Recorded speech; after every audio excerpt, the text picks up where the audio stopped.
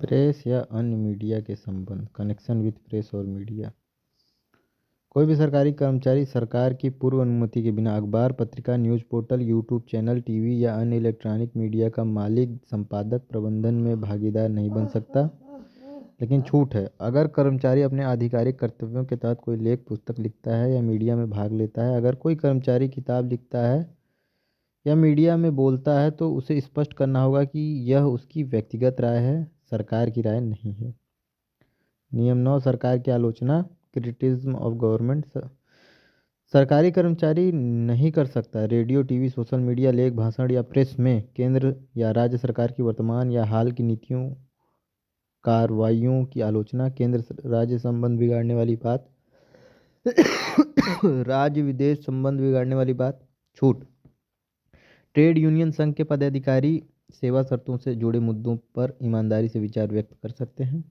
आधिकारिक क्षमता में दिए गए बयान पर यह नियम लागू नहीं। नियम 10, समिति प्राधिकरण के सामने साक्ष्य, एविडेंस। सरकारी कर्मचारी सरकार की पूर्व अनुमति के बिना किसी समिति, व्यक्ति या प्राधिकरण की जांच में साक्ष्य नहीं दे सकता। अनुमति मिलने पर भी सरकार की नीति या कार्यों की आलोचना नहीं कर सकता। छूट, अनुमति की जरूरत नहीं। संसद, विधानसभा द्वारा गठित समिति, न्यायालयीन जांच, विभागीय जांच। नियम 12, सरकारी सूचना का संप्रेषण, ऑफिशियल इंफॉर्मेशन। आरटीआई एक्ट 2005 के अनुसार सूचना देना कर्तव्य है, लेकिन गोपनीय वर्गीकृत दस्तावेज बिना अनुमति या अधिकार के किसी को भी देना मना है। नियम 12, चंदा सब्सक्रिप्शन।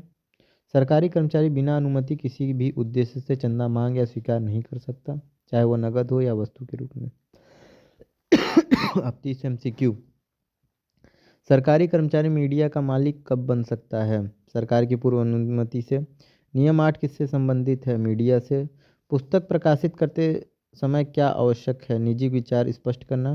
सरकारी कर्मचारी किसकी आलोचना नहीं कर सकता है? सरकार की नीति।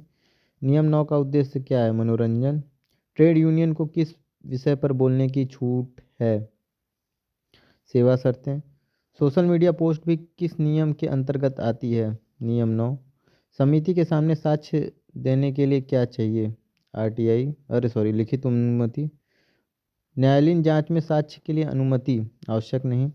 विभागीय जांच में साक्ष्य देना बिना अनुमति संभव।